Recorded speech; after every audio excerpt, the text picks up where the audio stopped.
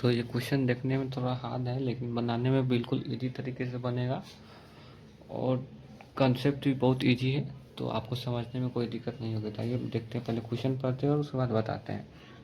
Question में दिया गया है, दो संख्याओं के गुणनफल में जब उसके HCF से भाग दिया जाता है तो हमें 5775 प्राप्त होता है, लेकिन जब LCM से भाग दिया जाता है तो हमें 25 प्राप्त होता है। यदि पहली संख्या 525 है तो हमें दूसरी संख्या ज्ञात करनी है।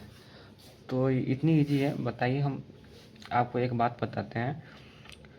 आप ये जानते होंगे कि पहली संख्या गुने दूसरी संख्या को जब हम HCF से भाग देते हैं तो हमें क्या प्राप्त होता है?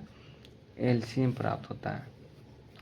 वहीं जब हम पहली संख्या गुने दूसरी संख्या में जब LCM से भाग देते हैं तो हमें क्या प्राप्त होता है? HCF प्राप्त होता है।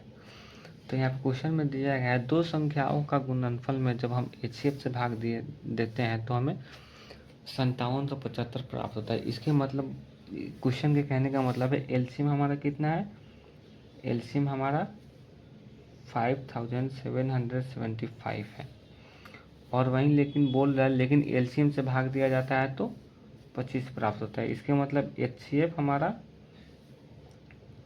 25 है। और पहली संख्या हमको दिया हुआ है, पहली संख्या कितना दिया हुआ है? 525 दिया हुआ है।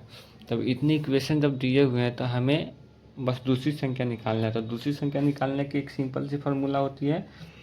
मान लीजिए पहली संख्या गुने दूसरी संख्या equal to LCM into HCF होता है। तो हमें पहली संख्या मालूम है 525 और दूसरी संख्या को नहीं मालूम है, छोड़ देंगे। LCM हमको पता है 5775 और LCM भी HCF भी पता है हमको 25। तब इसको कटाएंगे और कटाने पे हमें दूसरी संख्या निकल जाएगी। तो कटाएंगे तो सबसे पहले 25 से इसको कटाएंगे। 25 टू जा 50 और 25 1 जा 25 हो गया, ठीक है।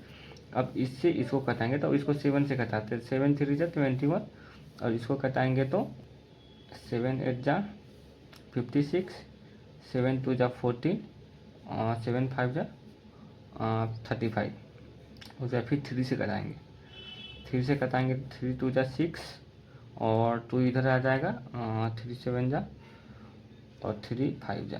तो इसका टोटली सेकेंड नंबर कितना आ जाएगा? 275 इसका आंसर, राइट आंसर हो जाएगा।